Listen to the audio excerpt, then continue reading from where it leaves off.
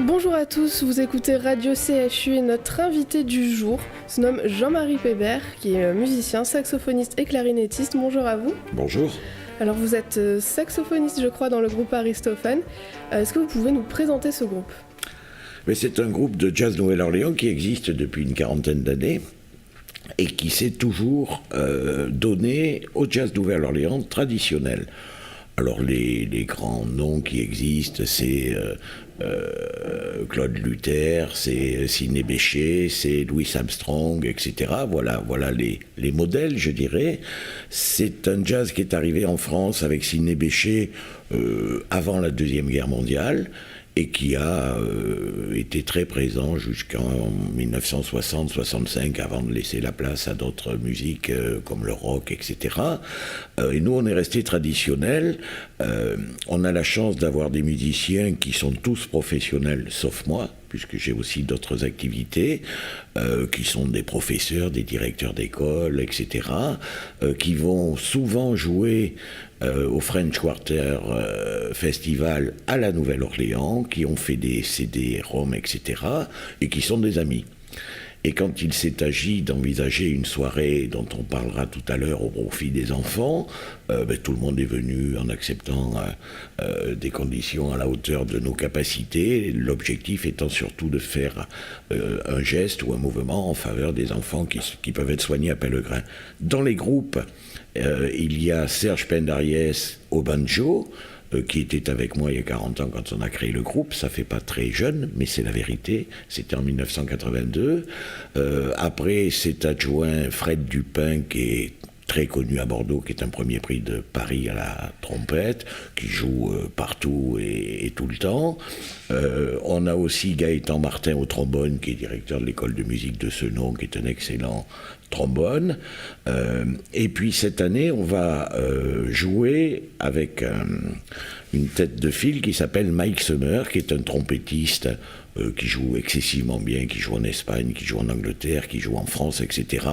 Et qui nous fait aussi, j'allais dire, le plaisir et le bonheur de venir jouer avec nous pour interpréter des morceaux dont on a la liste, mais elle est secrète. Donc ce sera la surprise, juste. Vous avez anticipé ma prochaine question. Pourquoi avoir choisi ce nom Aristophane ? Alors je l'épelle pour nos auditeurs, c'est A-R-I-S-T-O-F-A-N. Pourquoi ce nom ? C'est très simple, c'est que dans la première équipe, au début, on avait un trompettiste que tout le monde surnommait le baron. Nous étions jeunes à l'époque, et lui était un monsieur qui avait déjà une cinquantaine d'années, qui était un monsieur de la vieille France, si vous voulez, qui parlait d'une manière très, très chic, avec des mots très étudiés. Et puis tout le monde l'appelait le baron, et c'est vrai qu'à l'époque, quand on arrivait sur scène, c'est plutôt lui qui faisait les commentaires, la présentation, etc. Et quand il s'est agi de mettre en forme le groupe, le nom d'Aristophane, qui venait un peu d'aristocratie, etc., est arrivé. Et donc voilà l'origine du nom Aristophane. Alors vous l'avez dit, ce groupe il a 40 ans, vous vous connaissiez avant, vous vous êtes rencontrés à l'occasion du groupe. On s'est rencontrés pour ça. Ça s'est produit, je dirais, naturellement. Chacun était un peu dans son coin. Alors, encore une fois, on avait tous 20 ou 25 ans, hormis le fameux baron, qui était donc le trompettiste, qui lui avait déjà, j'allais dire, bourlingué dans pas mal de musique et de concerts. Et puis tout le monde a été d'accord pour essayer. Et puis on a eu la chance aussi que ça parte assez vite. Après, on s'est retrouvé avec des demandes de participer à tel festival, tel festival. On a joué avec Ray Charles, on a joué avec pas mal de grands noms, des Zanini, des Claude Luther, etc. On jouait pas en principal. Avec Ray Charles, on faisait la première partie. C'est déjà pas mal. C'est quand même lui avec ses musiciens qui faisait la partie essentielle. Mais simplement, par rapport à Ray Charles, il nous est arrivé des trucs extraordinaires. On était dans un hôtel-restaurant pour un festival dont Ray Charles était la vedette avec ses 25 musiciens. Et le patron de l'hôtel, alors le concert était le soir à 21h bien sûr, et le patron de l'hôtel nous dit dans l'après-midi, est-ce que ce soir à 18h vous pouvez jouer un peu devant pour attirer du monde? Donc on était à 18h30 avec nos instruments, et on a une dizaine de musiciens de Ray Charles qui sont venus jouer avec nous, Et quand vous avez les gars de Red Charles derrière ou à côté, vous jouez très bien. D'accord ? Bon, on a joué avec Claude Bouling, on a fait le départ du Paris-Dakar, le premier départ du Paris-Dakar. Voilà, on a eu plein d'expériences très intéressantes. Alors, les autres musiciens ont poursuivi, puisque eux, c'est un métier, ils en vivent, je veux dire, donc ils donnent des cours, ils font des concerts, etc. Moi, j'ai un autre métier, et chaque fois que je peux venir jouer avec eux, ben, je suis ravi. Voilà. Ça n'empêche pas. Et vous avez joué du coup dans le monde entier finalement ? Le monde entier, on a joué à la Nouvelle-Orléans, oui. On a joué en Suisse, on a joué en Espagne, on a joué en Belgique. Ils ont joué. Entière, alors, ils ont joué dans le monde entier, ça c'est sûr. Ils ont même fait des mariages de personnalités qu'on voyait à la télé ou qu'on voit encore dans des concerts à Paris, au Caveau de la Huchette, etc., au Méridien. Moi, je n'ai pas été partout parce que je suis un peu moins disponible. Mais oui, ça fait quelques points de chute un peu partout. Radio CHU, c'est ta radio. Aristophane, le groupe jazz Nouvelle-Orléans de notre invité du jour, Jean-Marie Pébert. Vous écoutez toujours Radio CHU.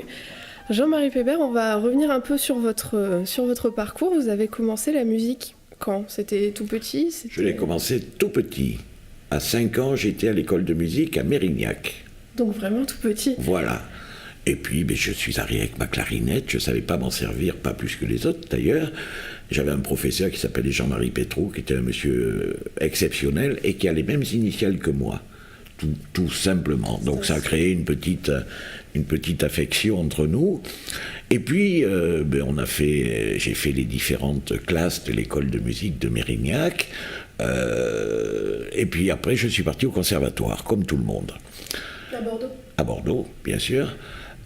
Mais j'ai besoin d'un peu de liberté, si vous voulez. Donc j'ai passé des concours en musique classique, j'ai même joué Salle Pleyel, le concerto de Mozart, mais j'avais besoin d'espace, d'accord, dans un morceau de musique classique, et j'apprécie beaucoup la musique classique. On est quand même tenu, dans un cadre, de respecter bien sûr la partition, de respecter l'écriture, et puis c'était en 1960, et on entendait du Sidney Bechet, du Claude Bouling, etc., où il y avait des espaces d'improvisation, parce que autant dans un groupe de musique classique, il faut de la rigueur, il faut de la cohésion, il y a un chef d'orchestre, c'est très compliqué, chacun doit travailler bien sûr sa partition, puisqu'elle se complète avec les autres. Dans un morceau de jazz, et y compris la Nouvelle-Orléans, mais tous les autres sont pareils, c'est pas du tout les mêmes règles. D'abord, il faut que chacun connaisse son instrument et le thème et sa partition, mais dans un morceau de jazz, il y a une intro, il y a un premier exposé du thème où tout le monde joue, alors encore une fois, on a quand même de la liberté, et après, il y a des chorus. Chacun prend son chorus, où là on est en totale liberté, sauf à respecter la tonalité bien sûr des morceaux, et à la fin du chorus de revenir à un bon timing pour que le suivant puisse prendre un autre chorus. Après on peut faire des 4-4, c'est-à-dire qu'on se répond, il y en a un qui fait 4 mesures, l'autre qui fait 4 mesures, donc il faut beaucoup de cohésion, il faut que les gens se connaissent très bien, en tout cas qu'ils aient une grande habitude, et moi c'est ce que j'apprécie, puisque j'ai la chance de jouer avec des gens dont c'est le métier. Il est bien évident que quand on joue avec des débutants, tout ça est très très compliqué. Quand on joue avec des gens qui jouent parfaitement, tout file, tout roule, et en général c'est bien. Et voilà. Comment on apprend l'improvisation ? Je crois qu'on ne l'apprend pas, je crois qu'on en a envie. Parce qu'en fait, dans l'improvisation, on est comme un architecte devant une feuille blanche quand il doit faire un projet de bâtiment, ou comme les gens d'Apple quand ils inventent l'iPad ou l'iPhone ou autre chose. On part d'une page blanche et puis on essaye. Alors au début, c'est pas toujours bien réussi. Et puis on travaille tout seul en écoutant des disques ou des CD ou des radios, et puis on voit si on arrive à retomber dans le bon tempo, dans le bon timing, ou si on est complètement largué. Bon, si on est complètement largué, on recommence. Je crois que pour faire du jazz, il faut avoir de l'oreille. Alors l'oreille, c'est quand on entend un morceau et qu'on est capable de le rejouer à peu près sans partition. Bon, moi j'ai la chance d'avoir beaucoup d'oreilles. Donc quand j'entends un morceau, mais je ne suis pas tout seul, on est très nombreux, et il y a des gens qui ont une oreille encore plus parfaite, qu'on appelle l'oreille absolue, c'est-à-dire que quand ils entendent une note, ils sont capables de dire c'est un La majeur, etc. Moi, j'entends la note, je peux jouer le morceau, mais je ne suis pas sûr de le jouer dans la bonne tonalité. Ceux qui ont l'oreille absolue, ils le jouent en plus dans la bonne tonalité. Donc tout ça, c'est des heures et des heures de travail, surtout pour les gens qui en font leur métier. Vous parliez de page blanche pour l'improvisation, mais il y a quand même, il y a quand même un cadre, une structure du morceau. Il y a la grille. Quelle part de liberté ça laisse à l'improvisateur, ça ? Ça laisse toute la part de liberté. Puisque dans le jazz, il y a le tempo, il y a le rythme et il y a le swing. Voilà les trois éléments du jazz. Le tempo, c'est l'exposé du morceau. Alors là, il n'y a pas de liberté. Il y a une série d'accords, il y a un thème dominant, un thème qui est souvent connu des gens. Et bien sûr, il faut se référer ou garder en mémoire la base de cette composition. Le rythme, vous avez des gens qui font des chorus en prenant le chorus, par exemple, 2 fois plus vite que le rythme de base. Quant au swing, ça s'improvise pas. En tout cas, on le travaille, si vous voulez. Le swing, c'est de décaler les notes un peu avant ou un peu après pour que ça fasse du swing. Autrement, c'est de la musique classique où tout est cadré avec un métronome. Voilà un peu les différences. C'est quoi votre plus beau souvenir de concert avec Aristophane ? C'est l'histoire du concert avec Ray Charles, on en a parlé il y a 2 minutes, il n'y a rien à cacher. On s'est retrouvé un jour à jouer en première partie du Big Band de Ray Charles. C'était où ça, pardon ? C'était à Villeneuve-sur-Lot. Villeneuve-sur-Lot. Dans le Lot-et-Garonne. C'était une belle soirée évidemment, on était dans un hôtel hébergé comme les musiciens de Ray Charles, et quand le patron de l'hôtel nous a demandé à nous, petit groupe local, de jouer à 18h pour donner un peu d'ambiance dans la rue principale, on a joué, et on a une dizaine de musiciens de Ray Charles qui sont venus jouer avec nous. Et là, on est très très fort quand on a des gens comme ça à côté. Tout devient facile, et puis surtout, le monde grossit devant l'hôtel, et c'est très bien, voilà.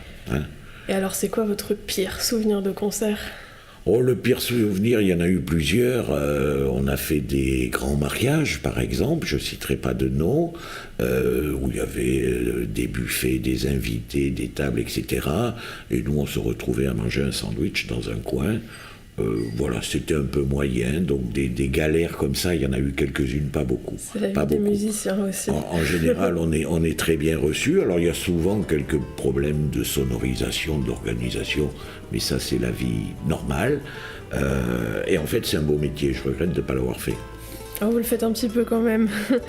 Merci beaucoup Jean-Marie Pébert d'avoir accepté notre invitation. Merci à vous de nous avoir écoutés. On se quitte avec Bésame Mucho de Césaria Evora. Merci beaucoup. Bésame, bésame mucho.